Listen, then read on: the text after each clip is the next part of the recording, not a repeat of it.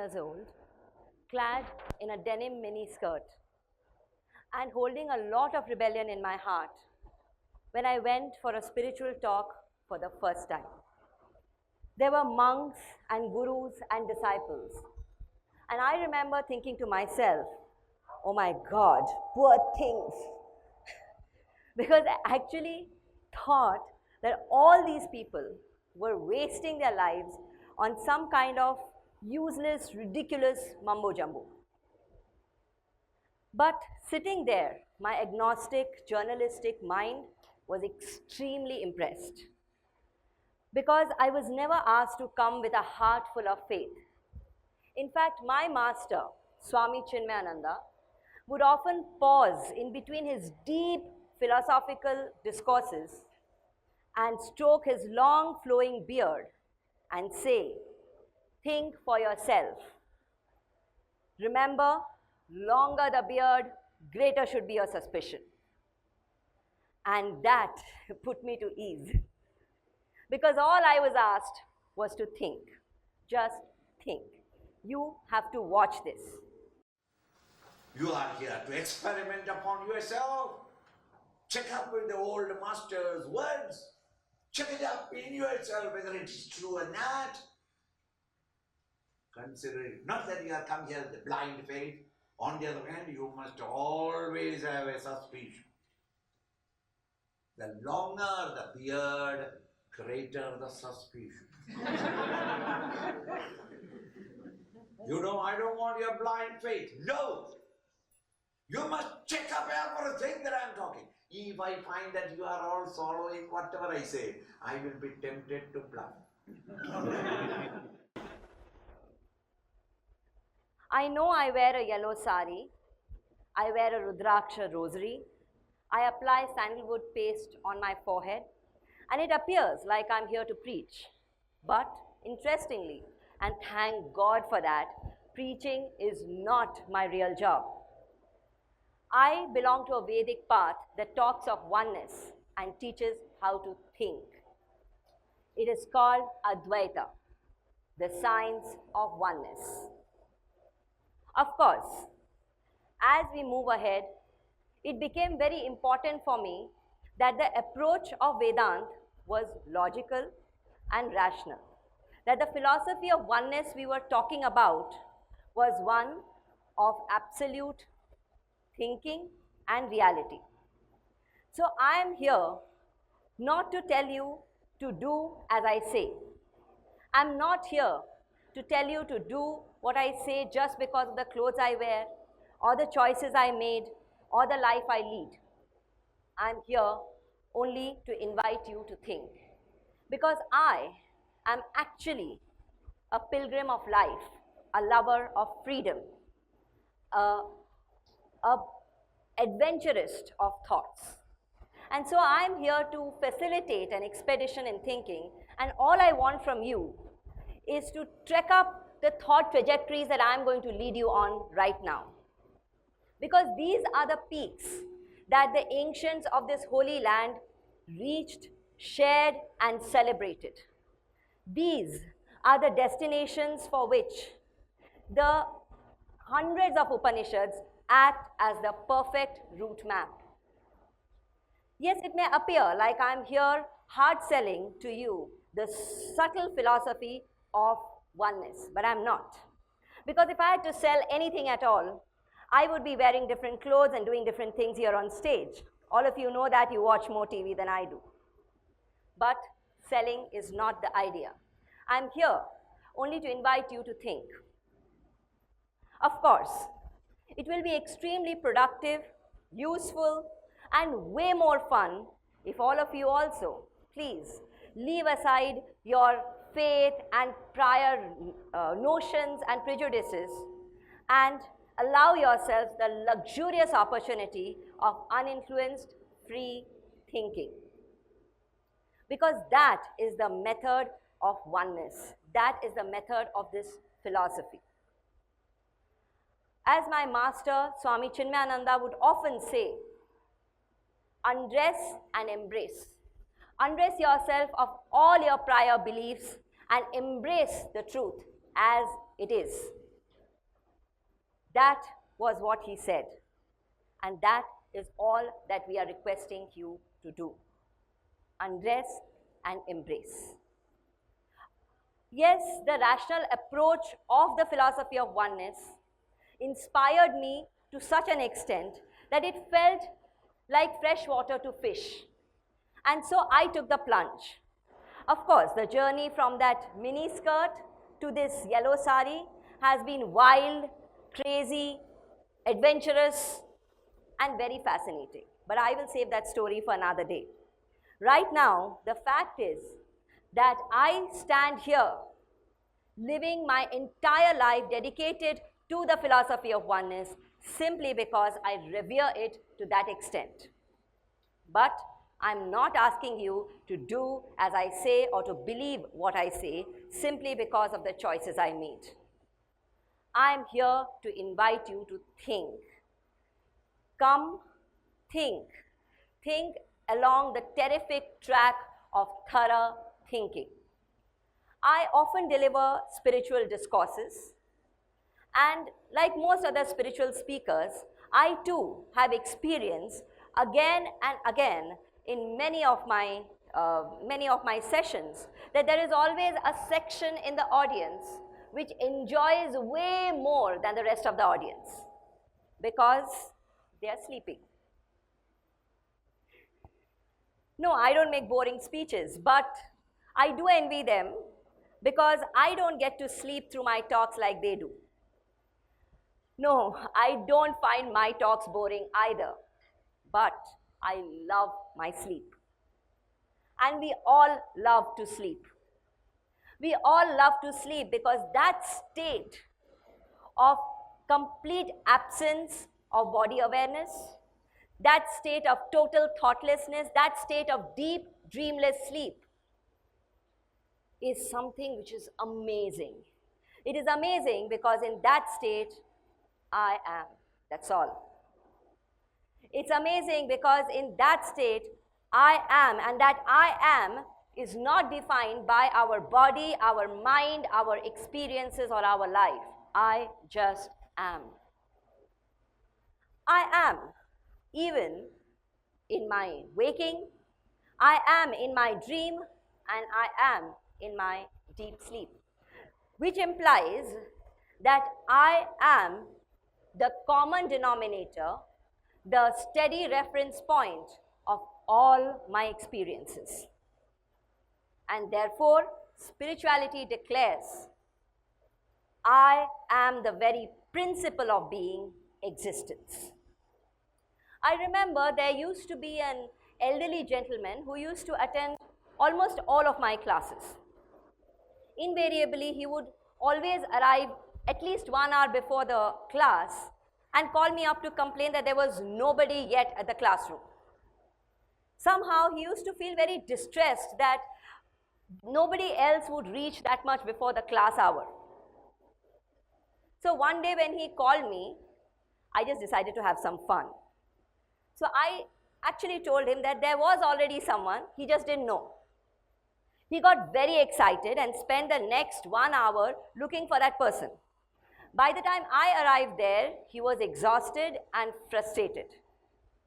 I offered him a glass of water, gave him my best smile, and revealed to him that the person I was talking about was him. You are smiling, but he wasn't as amused. He got a little upset and he said, of course, I know I'm there. I know I shouldn't have played that prank on him, but this gentleman leads us to the next most important and obvious fact in our thought travel. I know that I am. I am not an unaware, insentient existence. I am aware. I know that I am. Even if I forget my name, even if I forget my identity, all my experiences, my entire life, I don't forget that I am. Even in the state of total amnesia, people wake up asking, who am I, where am I, who are you, how are we related, but nobody ever asks, am I there? Thank God. We all know we are there. We know I am. I am is something that we can never not know. I am is something that we can never forget. Because I know I am way before I know anything else. Because I know I am much before I get to experience any of the differences around. It just goes to prove that I am that awareness, that consciousness. So as proven earlier, I am existence. As proven now, I am consciousness. And so, I am existence, consciousness. At any point in my life, if I take away the distractions of all my thoughts and experiences, all my conflicts and confusions, what remains is pure bliss. Just bliss. Bliss is our natural state. It is so natural to us that none of us ever feel comfortable being unhappy. No exceptions to this. It is so natural to us that all of us, irrespective of who we are, from the day we are born till the day we die, are continuously doing everything we are doing for the sake of bliss. Nature constantly leads us to our natural state. What is natural to us is never uncomfortable to us. The very fact that our entire life is intended for happiness, the very fact that none of us ever complain of too much of happiness, implies that we are all happiness. So, I am existence, I am consciousness, and I am happiness. That leads us to our first equation, ladies and gentlemen. I is equal to existence plus consciousness plus happiness. Now I want you to stay with me. Let's think about this world, this entire cosmos. Does the cosmos share with us our existence? Yes, of course. The Ganga or the Niagara, the Himalayas or the Swiss Alps, the ant or the cheetah, the Hindu or the Muslim, the Jesus or Buddha. Whether it is the bacteria in my gut or the ashes of the dead on the cremation ground, whether it is the dust below my feet or the twinkling stars in the sky, whether it's the memory card in your camera or it's an atom in a piece of gold, whether it is the food in my plate or it's the black hole in space, it doesn't matter. All of it, without an exception, shares only one thing in common: existence. They all exist. Therefore, cosmos is existence. And if there is one thing that the cosmos cannot draw itself away from, it is consciousness. That spark of life and awareness which pervades everything and everyone. And if you are sitting here and thinking that this mic system, this stage, and this screen does not have life and is insentient, then you are right. It does not have life. But everything that does not have life either comes from life or supports life. Everything that is insentient has either come from the sentient or supports the sentient, which means that spark of life, that consciousness, is intricately interwoven into the existence of everything and everyone. As the Nobel Prize-winning German physicist Max Planck says, I regard consciousness as fundamental. I regard matter as a derivative of consciousness. We cannot get behind consciousness, but everything that we talk about, everything that we regard as existing, postulates consciousness. So, dear universe, dear cosmos, you share with us the common truth of existence and consciousness. Cosmos is existence, consciousness. Now just look around yourself, not just at each other and at the screens, but just think of the flowers on the plants, the smile on your lover's face, the sun, the moon, or even a heap of trash. There's so much happiness in everything. Always enough and always abundant. Wait a minute. Before you start raising your eyebrows, let me explain to you. It's not that I find happiness in a heap of trash. I'm not like that. But what I mean is that A heap of trash also gives a lot of happiness to a lot of beings who live and breed in it. Which implies that if we regard all life with respect, we cannot deny that everything, and yes, I mean everything, holds in it some happiness for someone. Happiness pervades the entire cosmos like cream pervades thick milk. All we have to do is make it manifest. That leads us to our second equation, ladies and gentlemen. Cosmos is equal to existence plus consciousness plus happiness. If I is equal to existence plus consciousness plus happiness, and cosmos is equal to existence plus consciousness plus happiness, then it's not very difficult to understand that based on this thorough reasoning of logic, me and the world that I see are one, not two. This is the great grand declaration of the ancient Indian science of oneness, Advaita. Of course, we are all different too. As different as the clay pot is from the clay plate or the clay spoon. But we are all actually clay, just clay. A clay called existence, consciousness, happiness. And the interesting part of this is that there can be only one oneness. Because if there were three onenesses, wait, what am I saying? Three onenesses? Three, one, not possible. Oneness implies oneness, which means even if we are using three terms, existence, consciousness, happiness, existence is actually consciousness, which is actually happiness. Existence is consciousness, is happiness. Which means complete limitlessness, complete freedom, complete infinitude. And if we are thus one, then the only logical way to live is the way of love. Oneness takes away from us all hatred and resentment, all troubles and tribulations, all ego and selfishness, and gives us the great gift of freedom. And the best part of this is that we don't have to become one. We are one. All we need to do is drop our limitations. So I'm here, ladies and gentlemen, to plead to all of us to trash our limitedness here and now. Like my master Swami Chinmayananda would often say, you are not limited beings. You are limited by your beliefs because you believe you are limited. Like the wrapper hides the chocolate that already is.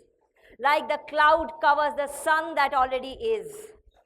Similarly, our limited beliefs as though veil the oneness that already is. Let's unwrap the oneness. Let's throw the wrapper. Let's trash limitedness. The limits of countries and communities, mindsets and relationships, politics and economies, individual and infinity. I'm here to trash everything that prevents us from feeling that we are one. For millenniums together, we have seen the hazards of pursuing and propagating limitedness and separation. Now it's time, ladies and gentlemen, let's adopt the new worldview of oneness, which also happens to be the most ancient worldview on this planet. Here I have a story to share. A guru and a disciple sat on the banks of the Ganga. The guru said, "Look how happy the fish is in the water." The disciple said, "How do you know? You are not the fish." The guru said, "How do you know? You are not me." To be one with the guru and the disciple and with each other and with the fish and with the water and with everything and everyone else is true spirituality, true service, true liberation. Ladies and gentlemen, oneness is obvious. We have to do nothing about it. We just have to trash limitedness here and now. So, let's trash. Let's trash the ignorance that makes us believe in our limitations. Let's trash our ego, selfishness, and sense of separation. Let's trash the idea which makes us believe that we are anything less than infinity. Let's trash our limitedness and let only love and oneness be. I know I wear a yellow sari. I know I wear a Rudraksha rosary. I know I apply sandalwood marks on my forehead, but I'm not here to preach. I'm here to plead instead. I'm here to plead to all of you. I'm here to plead to all of you to not follow me just because of what I wear. I'm here to plead to all of you to think along the logic of just what has been shared. I'm here to plead to all of you to drop limitedness here and now. I'm here to plead to all of you to drop limitedness because oneness is nothing less than wow. Because you and I are one, I conclude my talk with the most beautiful gesture of oneness. Namaste, ladies and gentlemen. Thank you.